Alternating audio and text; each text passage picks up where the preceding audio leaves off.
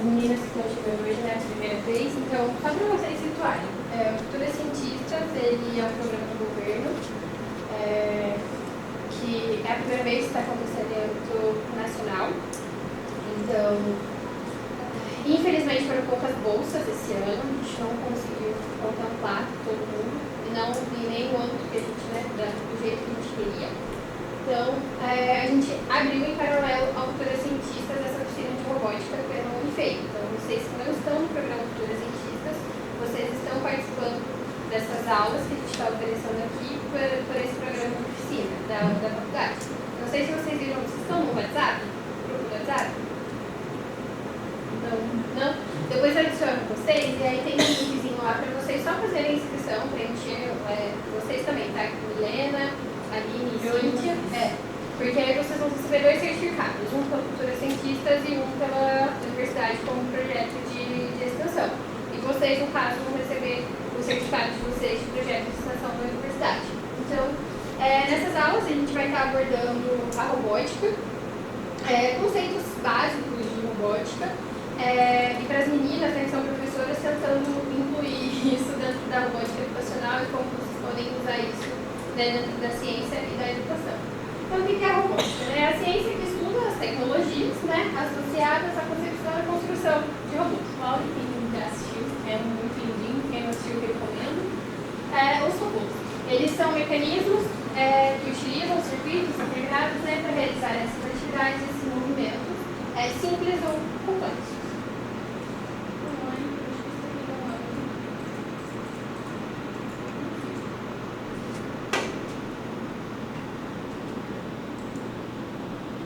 Então, quando que surgiu, né? O Pedro, eu sou Pedro, né? Pedro, gente, uma conversão online fica difícil, eu confundo Pedro com isso.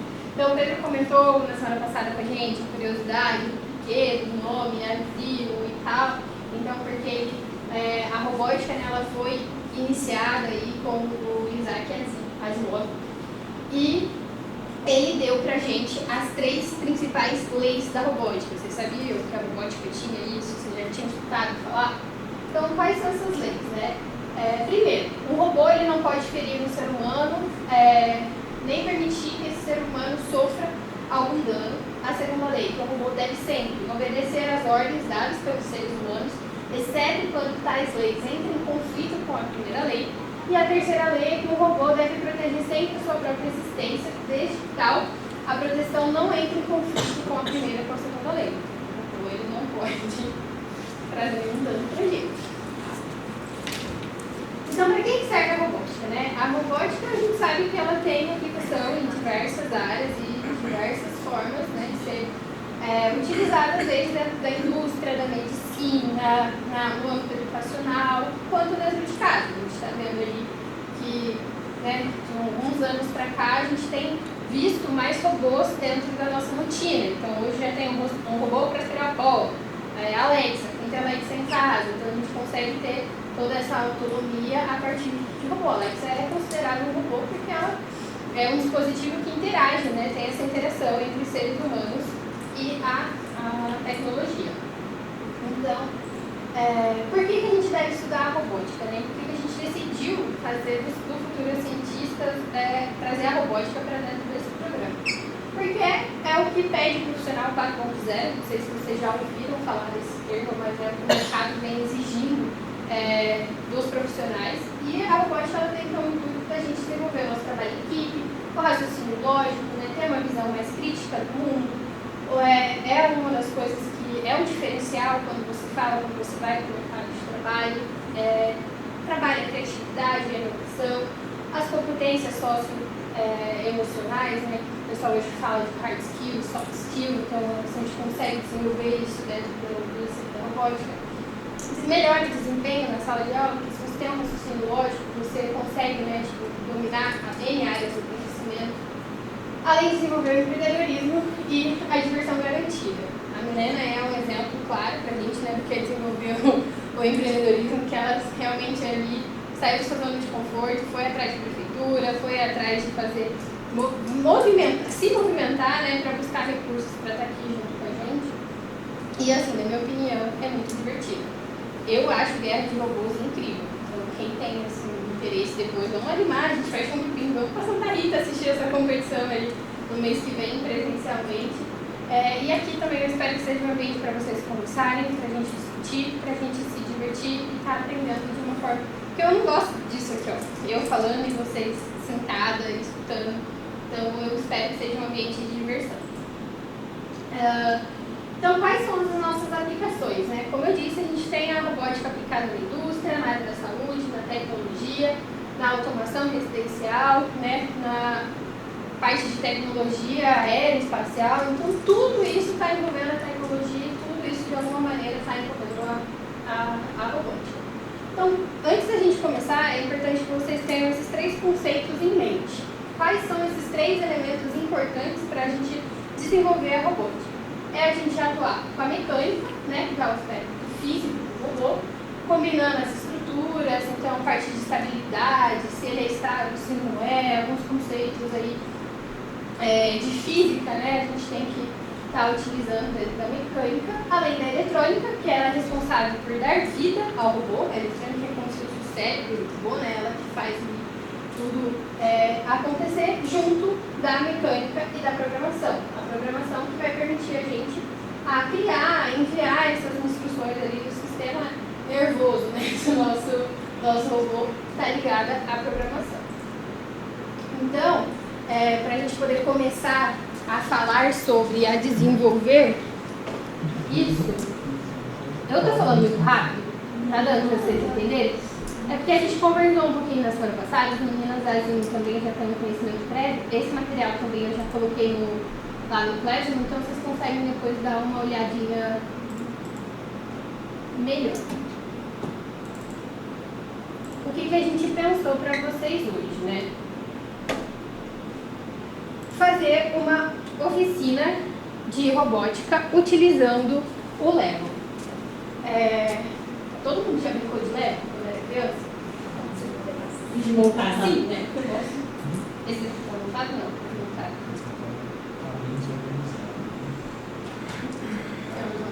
Vou por aqui, ó. E aí a gente... Gente, podem vir pra cá, pelo amor de Deus, não fiquem assim sentados, eu fico pressionada. Daqui a pouco eu vou falar de vem que ia dar aula no meu lugar.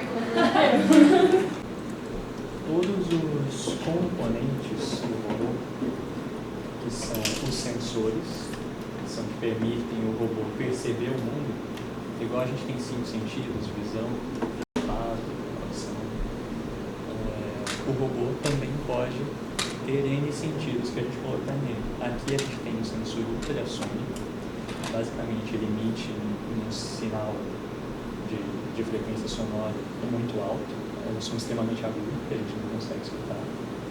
É o mesmo sistema que morcegos utilizam para perceber o ambiente. Não sei se vocês já ouviram falar de ecolocalização.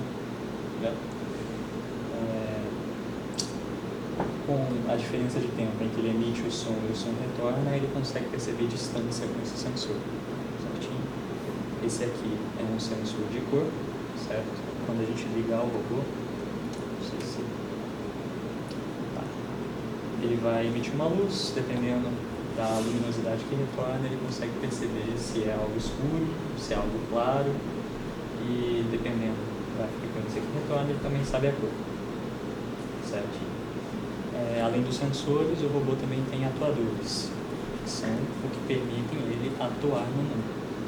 Certo? A gente tem os motores, aqui no caso, e são só eles.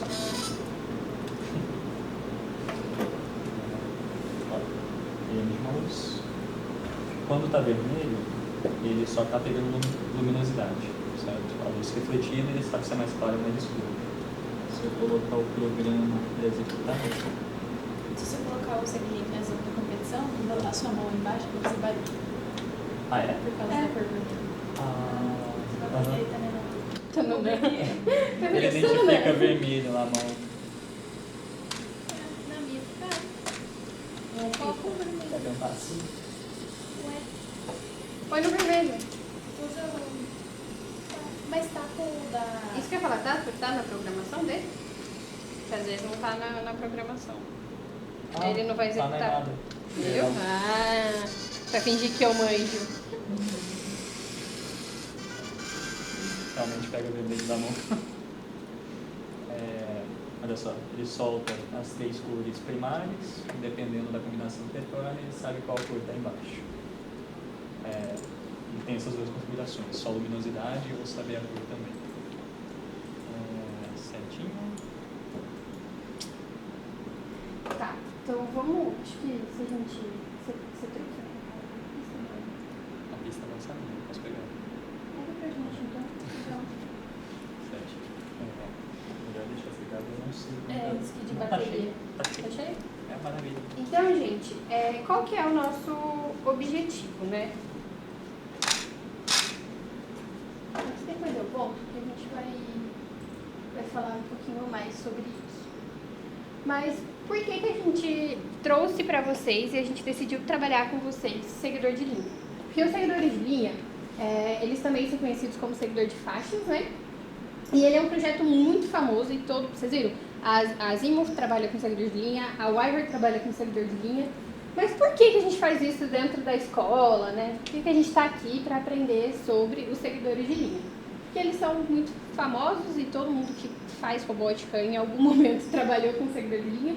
E ele é, assim, mais fácil para a gente poder iniciar quando a gente está falando de um conceito novo. Acredito que, tirando as meninas, vocês nunca tiveram contato com nada parecido, né?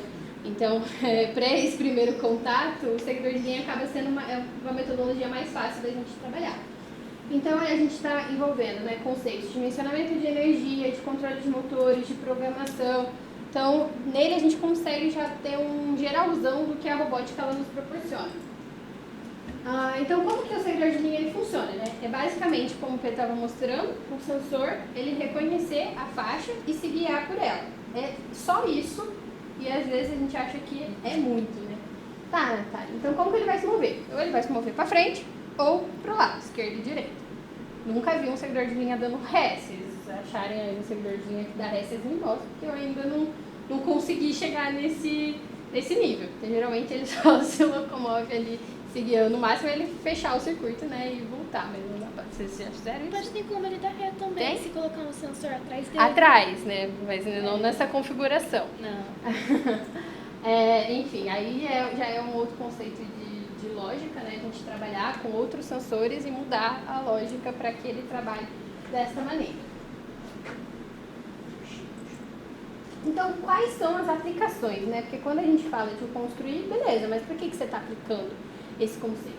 Então, os seguidores de linha, eles são muito utilizados, principalmente dentro de fábricas e centros de distribuição, que eles costumam realizar essas tarefas cotidianas, né? Típicas, assim, como uma movimentação, em geral, conectando os pontos conhecidos de uma operação. Então, é por isso que eles têm que ter esses pontos delimitados pelas linhas, né? Porque é por onde eles seguiam. E, principalmente, qual é o seu objetivo? Auxiliar na execução de tarefas.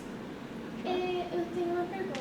Pode falar. Conta que, tipo assim, ele tem esse sensor e a pessoa própria controla ele, a pessoa pode programar ele. Autônomo. A grande aplicação dentro da indústria para esse tipo de robô é automatizado. Então não precisa, ele não é controlado. Ele mesmo você programa dentro de um espaço reconhecido. E aí, então, o objetivo, né, é fazer a execução dessas tarefas e contribuir principalmente para a saúde e segurança do trabalhador. Vocês já ouviram falar disso? Saúde e segurança do trabalhador? Sabem o que é uma norma regulamentadora? Vocês tiveram mais contato, eu trabalhei no hospital. No hospital. De contato com segurança do trabalho, com ergologia. Ergologia, exatamente. Então, esses robôs, eles visam contribuir para isso. Só que, assim, tem os prós e tem os contras, porque é uma máquina. Então, toda máquina tem um risco. Então, para você trabalhar com esse tipo de equipamento dentro da indústria, aqui já é um outro exemplo, é dentro de uma fábrica de automóveis, né? Então, é diferente daquela foto anterior, que é um centro de distribuição. Você tem que estar tem que ser muito especificado para qual função ele vai estar executando, e aí você tem que estar adequado às normas GNR12, tá? Que é segurança de máquinas e equipamentos, é uma das normas de segurança do trabalho definida para máquinas e equipamentos. Mas por que a galera opta por isso? Por conta de precisão, de diminuir mão de obra, você tem um investimento alto, mas o retorno é que, infelizmente, né, gente, os robôs vêm tirando funções que a gente executava, né, que nós seres humanos executávamos. Então, a gente tem os prós e os contras. Os prós, você diminui risco, você, geralmente, dependendo da função, quando você está trabalhando com o robô, você não está trabalhando com robô, né, você está trabalhando com o ser humano, você tem vários riscos ali, tanto os ocupacionais quanto risco mesmo. Eu trabalhei, fiz o meu estágio dentro da Bolva, não sei se já ouviram falar, que é a maior fábrica de latas do planeta. Então, eu trabalhava dentro de uma produção de 10 milhões de latas por dia. E eu trabalhava na área de meio ambiente e segurança do trabalho. Olha que coisa mais maravilhosa. Então, assim, era muito complicado, porque a gente tinha que fazer de tudo para não expor as pessoas ao risco.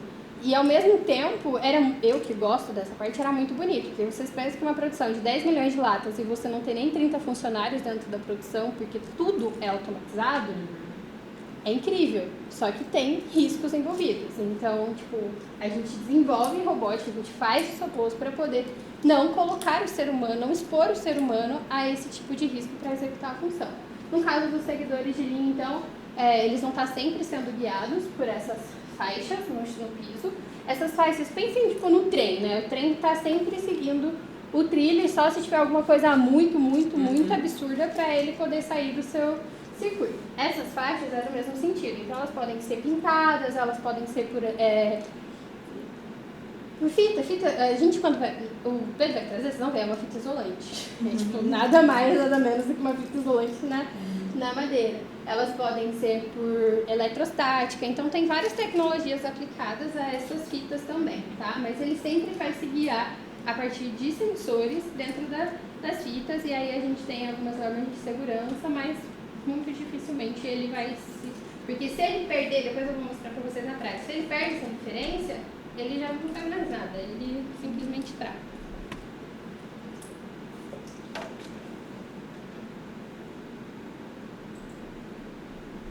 Então, quais são as aplicações, né? As vantagens, eles se adequarem a áreas apertadas, né, que divide, né, principalmente acesso com os seres humanos, eles se adequam às mudanças de trajeto, então eles tendo essa linha no chão, eles conseguem se guiar e se adequar a partir dessa referência do sensor, eles demandam pouca manutenção e possuem uma grande capacidade de carga.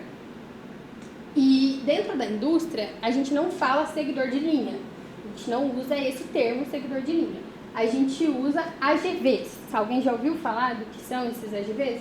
Os AGVs são veículos guiados automatizados, né, automaticamente.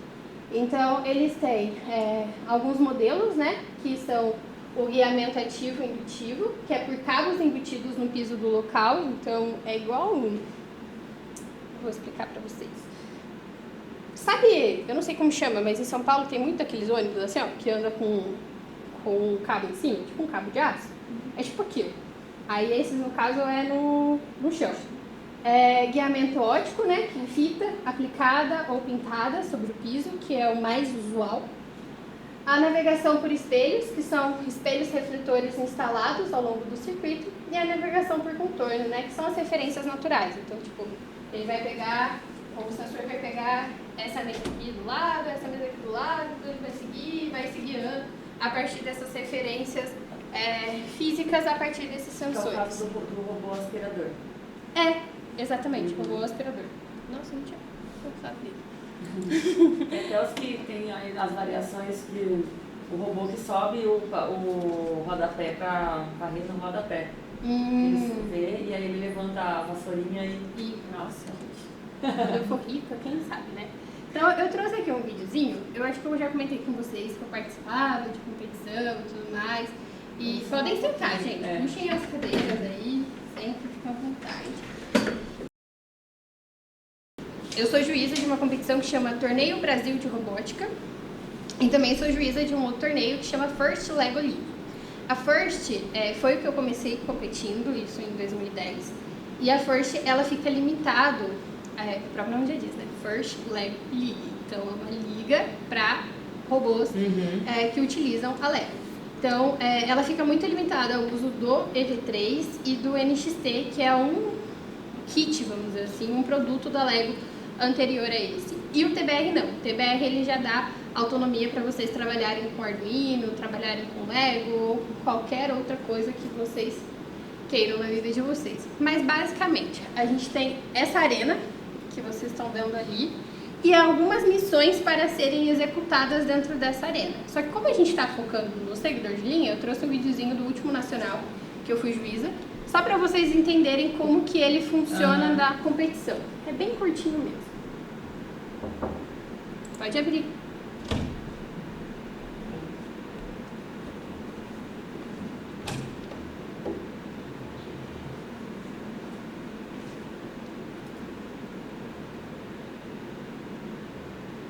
Então, olha, ali a gente tem a linha preta, ele usa esse sensor aqui para poder guiar. Vocês estão vendo que tem alguns obstáculos, né?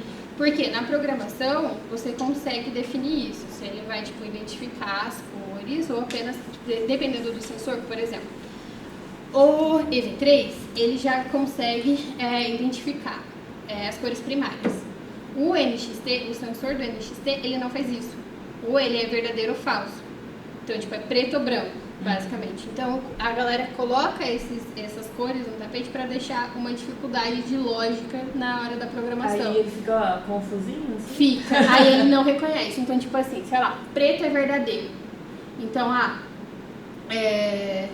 se você deixa a sua lógica só em verdadeiro, ele, na hora que chegar ali, ele vai perder a sua referência. Então, você tem que deixar tipo, qualquer outra cor sem ser preto como falso. Então, ele vai ter que identificar preto e verdadeiro, quer dizer, verdadeiro ou falso, verdadeiro ou falso, verdadeiro ou falso. Se tiver só verdadeiro, ele não funciona.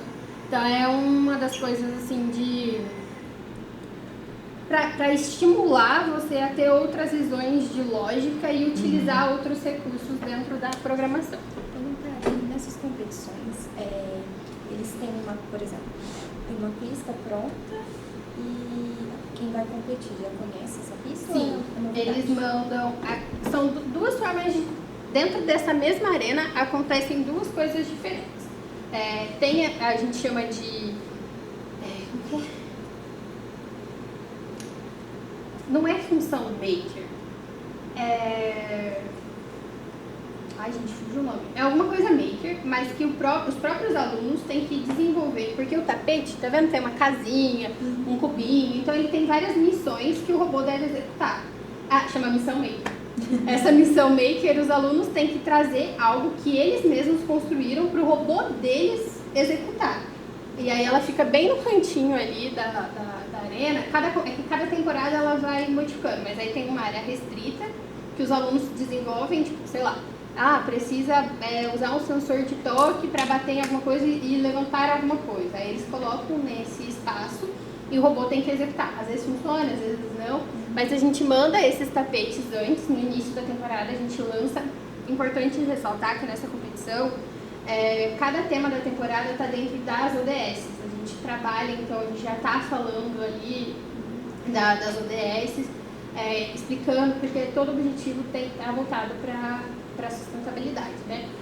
E aí tem essas missões e todas essas missões são dentro desse tema. Então, teve um ano que falou sobre fitossanidade, teve um ano que, na minha opinião, foi o mais legal, que falava sobre recursos hídricos, que é o DS6. Então, assim, é sempre para poder estimular várias coisas nos alunos, sabe? E a criatividade. E aí cada missão tem um ponto, uma quantidade de pontos, e aí ganha quem fizer mais pontos na mesa, a gente chama, né? Mas nem sempre quem ganha na mesa ganha na competição, porque a gente tem outros quesitos. A gente tem a parte de pesquisa, que é o que eu sou jurado, sou responsável a gente chama de mérito científico, então os alunos têm que desenvolver uma pesquisa e trazer algum projeto inovador, não necessariamente um robô, como eu comentei com vocês, né? Então várias coisas assim. Eles têm que fazer um artigo, eles têm que entregar um artigo, têm que pesquisar e validar aquilo. É uma das coisas que eu cobro muito deles. Mas se validar isso com alguém da área, é realmente aplicável? Não é? Quanto que custa? Não adianta você trazer um projeto de R$1 milhão, eu não vou conseguir aplicar um projeto de R$1 milhão, sabe? E a inovação, ela tá muito antes disso, sabe? Não é só o dinheiro, e não é só você construir uma máquina absurda, é você pensar, igual eu comentei com vocês, cara, um tijolo, negócio tipo assim, simples, e foi incrível que os meninos fizeram. Aí tem a parte de tecnologia e engenharia, a parte de tecnologia e engenharia, a galera dá dó. A galera chega com... Vou tentar não destruir. A galera chega Por exemplo, isso aqui era uma coisa que eu já tinha tirado muitos pontos. Porque o robô ele não pode chegar assim pra mim. Se eu sou jurada de técnica de engenharia, a primeira coisa que eu faço é balançar para ver como está o seu robô tá. E se ele desmontar, já era. Eu vejo, usou só sensor de cor, mas eu tenho outros sensores dentro do kit. Eu tenho um sensor de ultrassom, eu tenho um sensor de toque, eu tenho sensor, sabe? Tipo assim, quanto mais coisas... Esse aqui é um sensor de ultrassom. Então, quanto mais coisas... É ultrassom esse aqui, né? Quanto mais sensores e mais tecnologia você agregar no seu robô, mais ponto você vai ganhar dentro de tecnologia de engenharia. E o mais legal que eu acho, assim, que, na minha opinião, é o que a galera mais peca ainda nas competições, chama organização e método. Que é literalmente como eles se organizaram para poder chegar na competição, quais foram... Eu tenho uma dúvida, desculpa te interromper. Eles têm o kit pronto para montar o robozinho, né? Depende, porque o robô fica a seu critério. Então eu posso chegar numa competição com o EV3 e comprar um kit desse e ir para uma competição com o EV3, eu acabei de destruir o trem. Ou eu... Não fui eu não, né? Foi ele que era. Ai, que medo.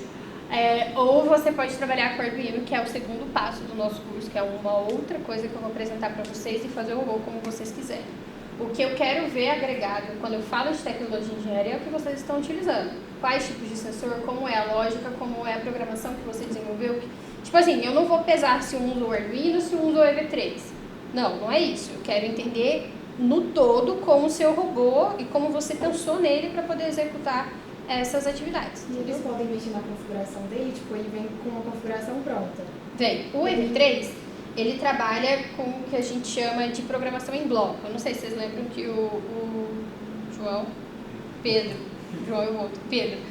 comentou com vocês. É uma linguagem de programação em bloco. Depois eu vou mostrar para vocês como ela funciona. Então ela é, vamos dizer assim, é uma linguagem mais fácil de se trabalhar, porque vocês conseguem... Deixa eu ver se é aqui.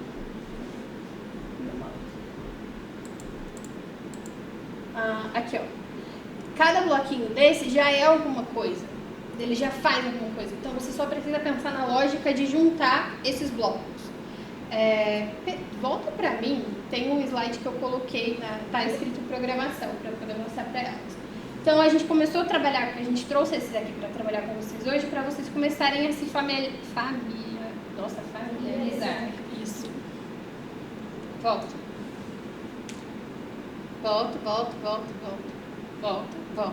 Aqui, não, passa. Aqui, ó. Então, cada corzinha dentro do software de programação do EV3, ela tem uma função. Então, o verde vai ser todos os blocos de ações. O vermelho, os blocos de fluxo. O amarelo, blocos de sensores. Azul são os blocos avançados, né? Então, os motores, enfim.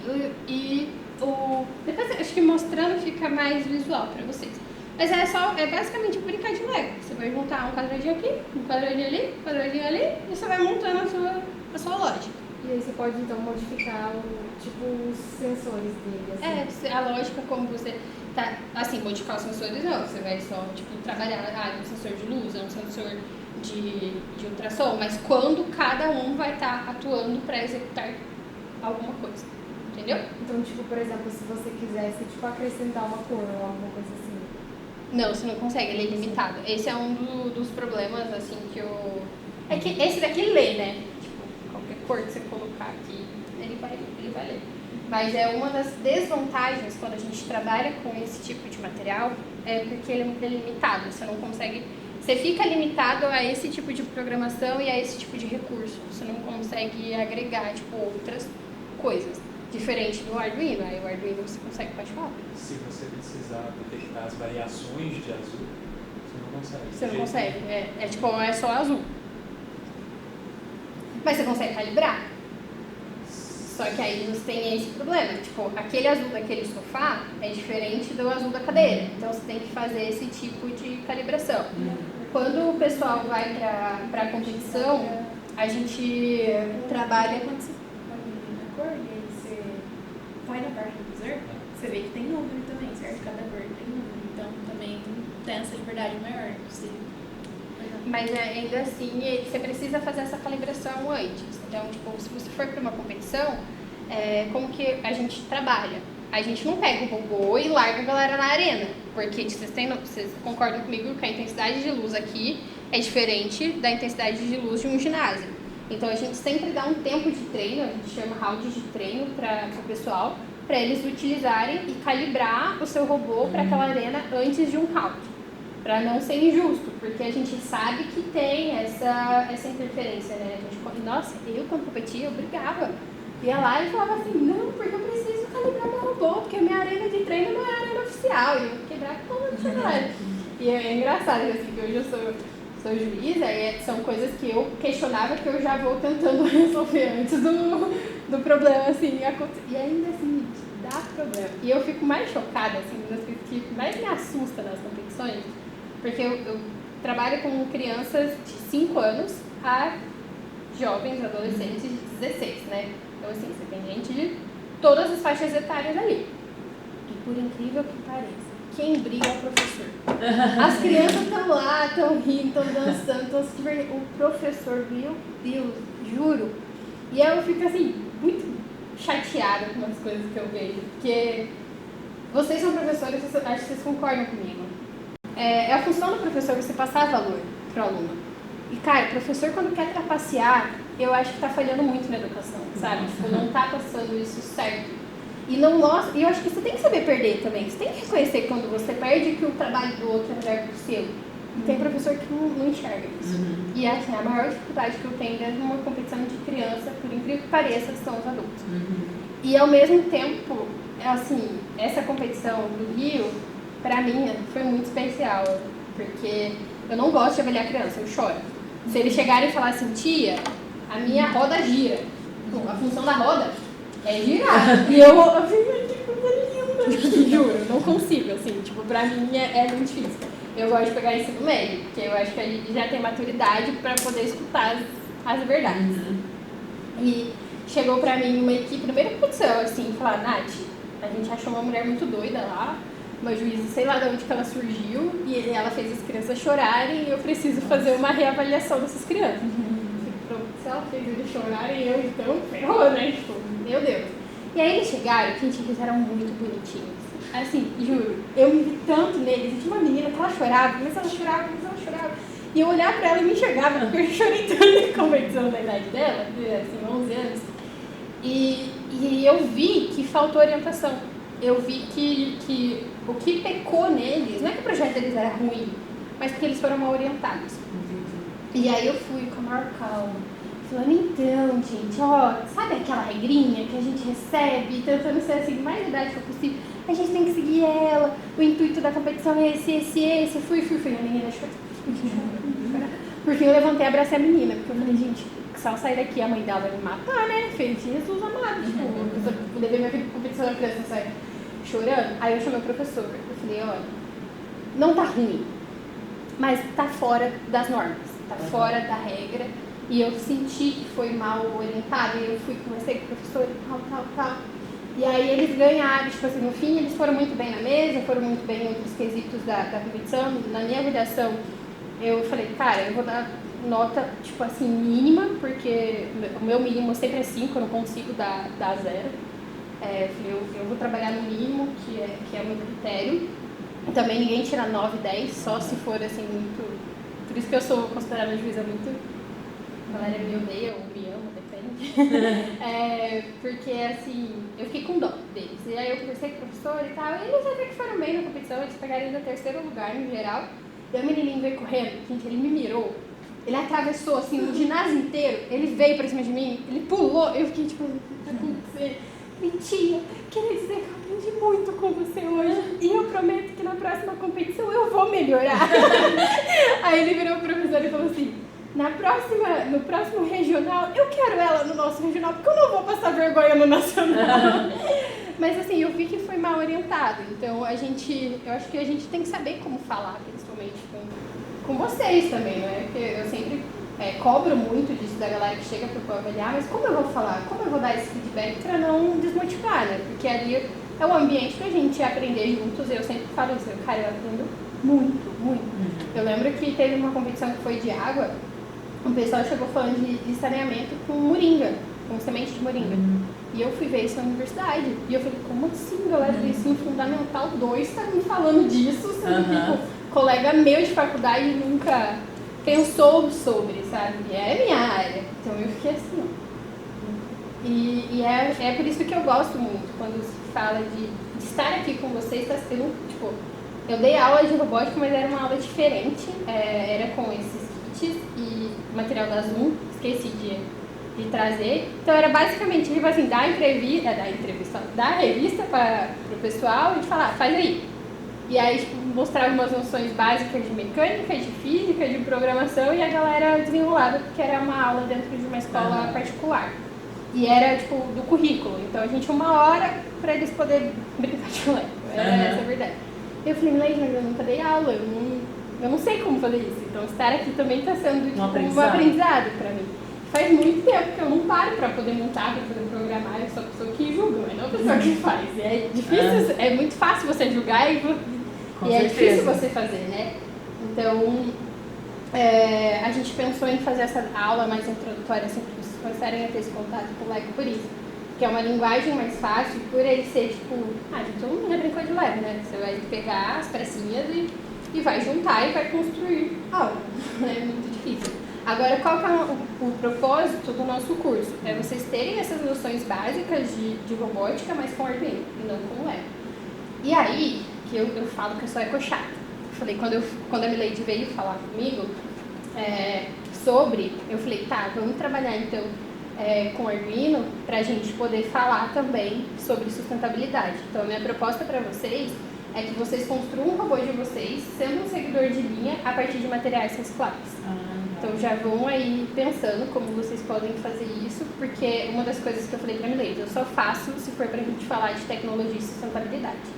Porque acho que eu, né, assim, posso praticamente me considerar uma engenheira de recursos hídricos, eu acho que é minha obrigação falar sobre. Então, a gente não fala de tecnologia sem a gente falar de meio ambiente. E até porque é mais acessível pra gente, né? Que é isso. Exatamente. Quando vocês falaram de Lego, eu nunca tinha parado pra pesquisar. Eu já ouvi falar, mas eu nem sabia como que era, não tinha visto.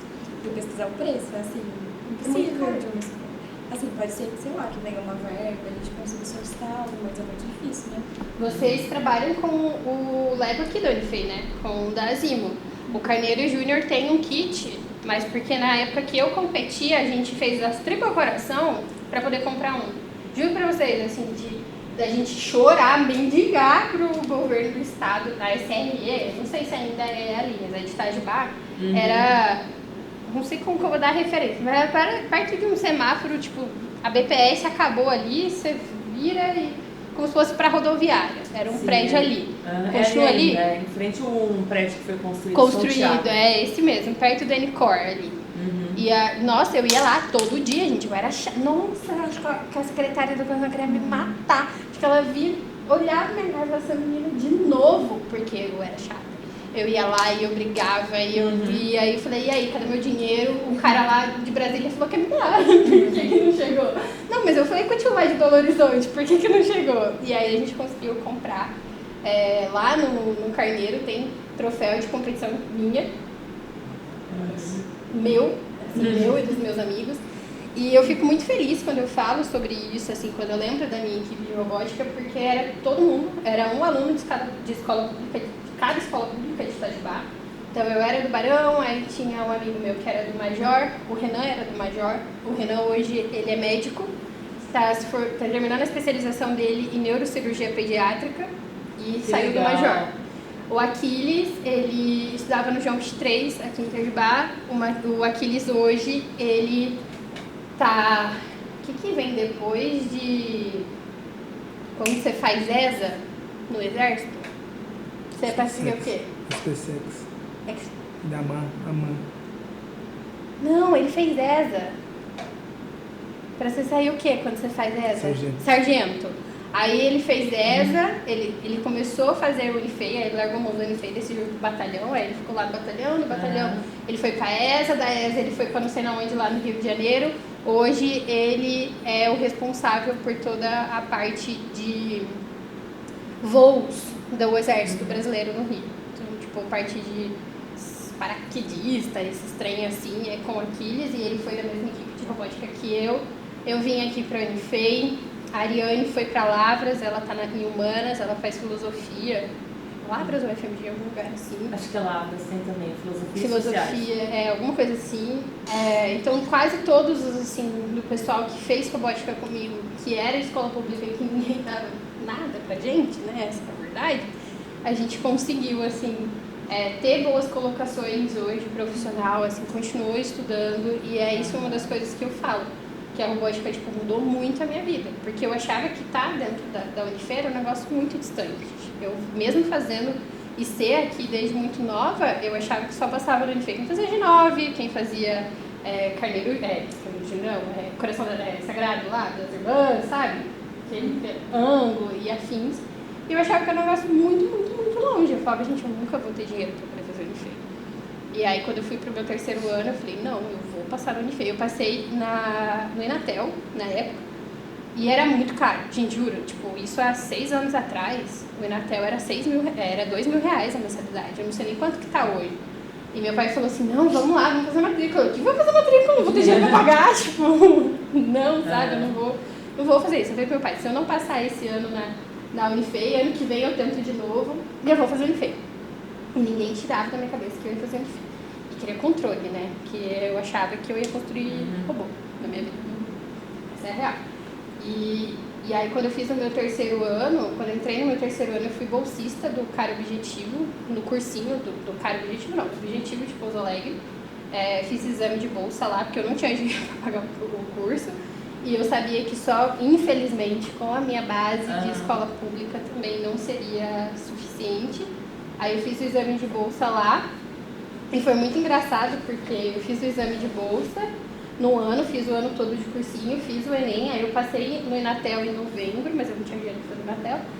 Aí eu fiz o exame de bolsa pro Objetivo de novo pro ano seguinte, né? Eu falei, putz, eu não passar na faculdade, eu não posso parar. E aí eu lembro que eu cheguei para fazer a prova e era uma redação, uma parte da prova era uma redação, e o tema da redação era recursos hídricos, crise hídrica, você tinha que falar sobre crise hídrica.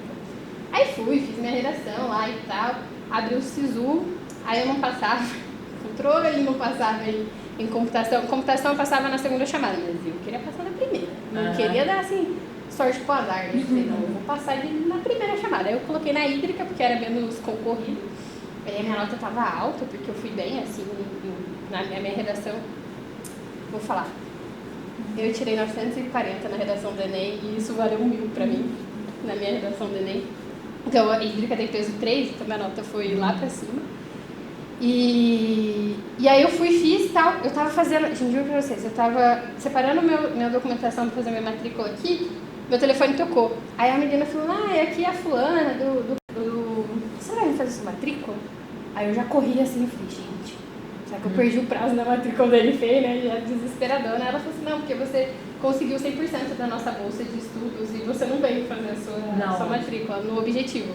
Aí eu falei, não, moça, obrigada, acabei de passar na faculdade, pode deixar pro próximo aí e tal. E aí eu vim pra Unifei, mas assim, sempre correndo atrás, sempre ralando muito, que eu realmente achava que era muito longe, assim. Confesso que quando eu vim pra faculdade foi um baque, porque, não sei, vocês a vida inteira, escola pública também, não sei se você sentiu isso, cálculo, física, química. Acho que eu nem tinha visto, porque a minha física foi toda conturbada, sabe? Eu entrei em física sem saber direito o que era física. E aí eu levei um choque. Nossa, o professor veio falar de geometria analítica comigo. Eu falei, o que é isso?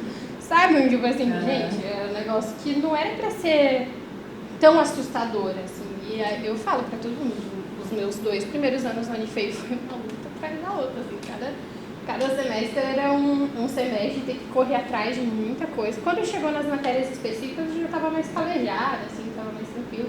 Mas eu nunca tinha reprovado na minha vida. Nunca.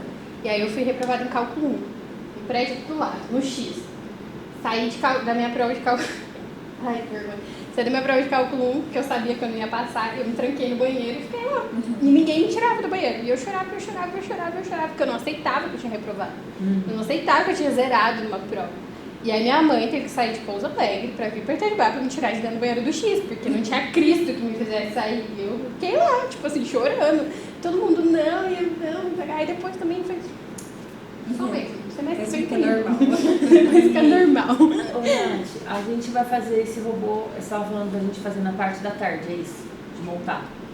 Eu acho que a gente vai deixar pra amanhã, pelo horário. Tá. A gente só vai mostrar pra vocês, o Pedro vai mostrar isso aqui, que já tá pronto, Como que ele funciona. como ele funciona, mostrar a programação, e aí amanhã a gente faz uma... Amanhã todo mundo tem disponibilidade à tarde? Que horas? 1h30, 2 horas. 2 horas, né? Que aí não fica Pode muito ser. apertado o horário do almoço. Porque aí a gente faz o seguinte, amanhã de manhã vocês montam, tá? Elas montam um Lego, um desse daqui. Vocês montam, programam e executam. A parte da manhã amanhã vai ser só pra isso. E aí à tarde a gente começa com o Arduino. Pode ser? E aí eu sigo aquele cronograma que eu mandei pra vocês. Porque o que a gente tinha pensado em fazer? Isso aqui que tá acontecendo hoje, eu ia fazer online com vocês na sexta-feira. Só que aí na sexta vocês tiveram workshop e os trem lá com o pessoal o dia todo. E eu não sabia disso quando fiz o meu planejamento. Aí hoje era só pra gente poder fazer a visita na live. Aí eu falei, como eu não fiz sexta, vamos fazer isso presencial, né? Em vez de fazer online, que eu acho que até é mais gostoso vocês terem esse sentimento, assim, de ver, de pegar, de manusear e tudo mais. Aí eu conversei com o Pedro, eu falei, não, então vamos ver se a gente consegue fazer as meninas mesmo terem esse sentimento. Pra vocês sentirem essa diferença, de vocês trabalharem com que já é pré-programado, vamos dizer assim, que é mais fácil. Eu até conversei com uma amiga minha que é pedagoga, ela falou assim, Nath, mas se você começar com o EV3, depois quando elas forem passar com o Arduino, elas acham que vão querer mais o EV3 porque o EV3 é mais fácil. E realmente, o nosso cérebro, ele tende a querer coisas mais fáceis. Só que qual que é a minha intenção? Eu quero que vocês aprendam o Arduino, eu quero que vocês aprendam uma linguagem, a programar uma linguagem C, que vocês entendam como ele funciona, porque você consegue replicar isso em outras áreas. Senão com o Lego vocês não consigam, tá? Tipo, o Lego vocês conseguem fazer isso também. Só que, apesar da dificuldade do Arduino, é diferente você olhar e falar assim, cara, eu fiz isso do zero. Eu fiz, sabe? Tipo, eu programei, eu montei, eu desenvolvi.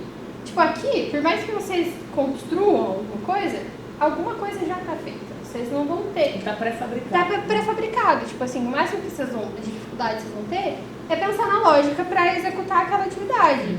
Mas vocês não vão, tipo, pegar e fazer, e, tipo... Então já vão pensando aí como que vocês vão construir um robôzinho de material reciclável, já vão... Peço ajuda de vocês, de pegar o reciclado da casa de vocês, porque provavelmente então é isso. Eu acho que a gente vai ter 2 tipos de relatório, né? Porque o workshop é pra gente... o kit que está chegando pra gente é para fazer as coisas do workshop. Entendi. Que eu entendi que é isso, né? O meu é biologia aplicada à saúde, o seu é qual? Programação. Então eu não sei o que... Vai vir jaleco. Não, isso vai vir pra vocês 3, no caso. É jaleco, um copinho, uma bolsinha lá. Então, Mas o que é mais especificamente eu não sei. É alguma coisa para fazer em casa. Tem, acho que alguns experimentos, né? Eles iam dar algumas coisas específicas. Então vão ser 2, então. Então, saibam que vocês vão ter que entregar o de lá e entregar o daqui. No cronograma deles, a gente tem uma aula também que é pra... Eles vão falar, né, Como que faz a estrutura de artigo. Aí a gente vai fazer a mesma coisa aqui para todo mundo, porque as meninas também elas vão ter que entregar pra gente. Mas eu vou fechar com a Patrícia hoje à tarde, no máximo amanhã, porque eu não consegui mesmo conversar. Hoje é o primeiro dia da Patrícia aqui, eu cheguei em Itajubá, gente, 1h da manhã. Eu tava em São Paulo, então assim, tá difícil a vida aqui do ser humano. Aí eu explico depois pra vocês certinho como que a gente vai desenvolver o projeto. Porque primeiro vai ser aula, não tem como eu querer que vocês façam alguma coisa sem ensinar alguma coisa pra vocês. Aí a gente combina assim então, a gente vai ver com o Pedro agora como que funciona, online, né, e aí executando e mostrando, e aí você já vai explicando para elas um pouquinho de lógica de programação, como que funciona, e aí amanhã, na parte da manhã, a gente faz toda trabalhando com o EV3, e aí à tarde a gente começa com o Arduino e vai com o Arduino até o fim. Pode ser?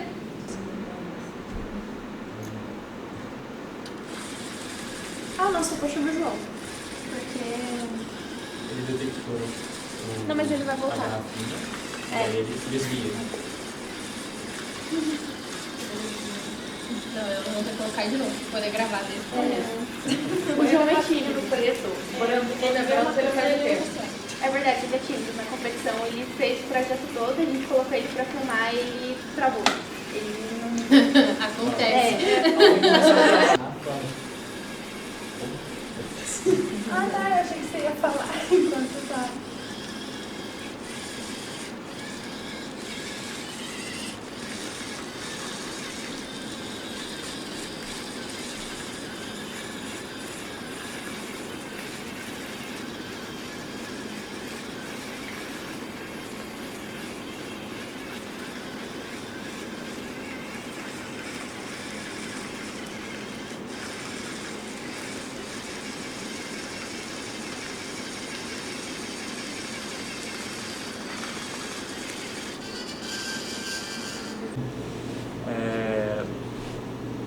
Os alunos que definiram o que seria o bloquinho desviar, que é tudo que está aqui dentro.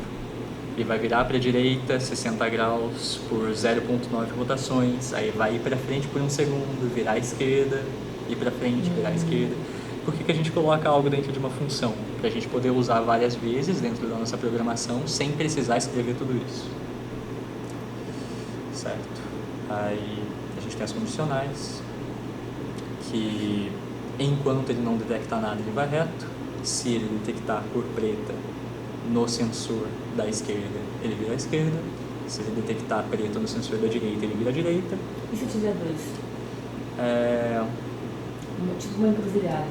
Sim, O que ele faz? naquele caso, por exemplo. Ah, é verdade, é.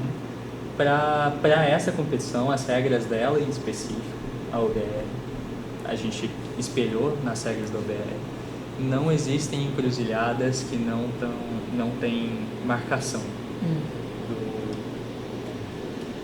Marcação verde, no caso. Então eles têm uma condicional para a cor verde também logo em seguida. Se ele detecta a cor verde na direita, ele vai mover por X rotações. Aqui, o movimento da direita, quando ele encontra uma linha preta, não está condicionado a rotações. Enquanto ele estiver detectando, ele faz. Parou de detectar, ele para de andar para a direita na hora. Mas quando ele detecta uma linha verde, independente do que aconteça depois, ele continua andando para a direita. Entendeu? E aí ele meio que ignora a encruzilhada depois de detectar a cor verde. Já teve uma vez também que, com o Tony, que a gente viu encruzilhado sem, sabe? E, tipo, era pra basicamente, se tivesse, a gente seguia reto, caso não tivesse marcação, né? Sim. Aí tem como fazer isso também, tipo, marcar que se viu os dois sensores e só sai O quieto. de vocês, na verdade, eu acho que está implementado diferente. Vocês, enquanto detectam verde, vocês viram para a direita, mas... É que a gente botou pros dois sensores, a gente colocou a direita e ele vira 90 e aí depois foi esquerda e ele vira 90. vocês só deixaram a curva mais intensa quando encontra o verde. Mas, o delas está implementado diferente. O dessa equipe em específico, eles decidiram ignorar todo o resto e o robô vira independente do que aconteça.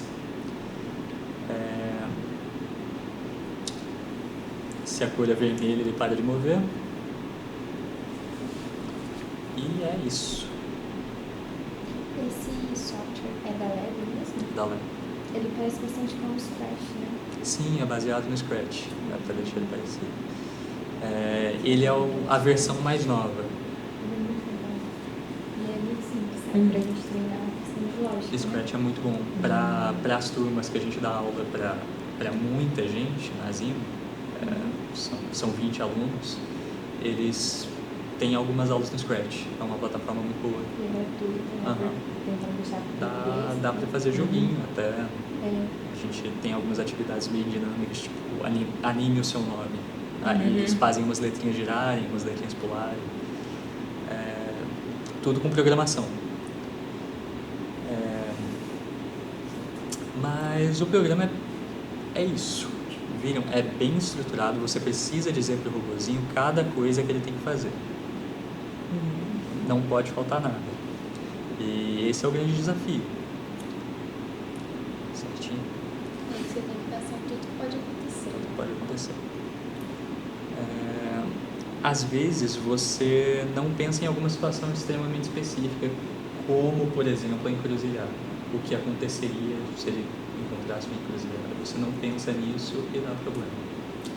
Da primeira vez que a gente colocou 100 com a programação que a gente estava usando antes, durante as aulas, a encruzilhada ele só travou, ele ficou lá, porque tipo, ele tava conversando os dois lá, né? Ficou indo direita, esquerda, direita, esquerda, direita, esquerda, direita, esquerda. E a gente vai programar um robô, ele vai só andar ou ele vai poder fazer coisas que a gente não viu outro?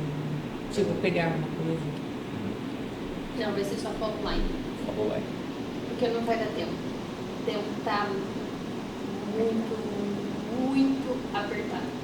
Mas Podem achar que é simples, mas na hora que vocês pegarem pra fazer, vocês vão encontrar algumas dificuldades. Mas Tudo ele vai que eu poder falei. identificar coisas específicas? Mas que a gente fez 3 vezes.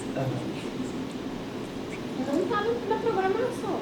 Entendi. Não, eu tô pensando aqui em bobeira, eu tô pensando assim, sei lá, identificar uma pedra, ele faz um barulho. Aí identifica um amendoim Eu e acho ele... que dá pra gente fazer. Sei No lá. máximo é acender Detectar um amendoim. Identificar coisas. Complicado É mesmo. complicado. Aí já nem eu sei fazer. Eu acho que no máximo que a gente consegue fazer é acender um LED. Assim, pelo Pra tempo que a identificar. gente tem e. É mais pelo tempo mesmo. Porque assim. O que eu digo com as aulas delas, por exemplo, o que eu passei aqui foi extremamente abrupto. A gente dedica uma aula para falar de repetições, uma aula inteira para falar de repetições, e eu ainda acho corrido. Depois a gente dedica uma aula inteira para falar de variáveis, outra aula para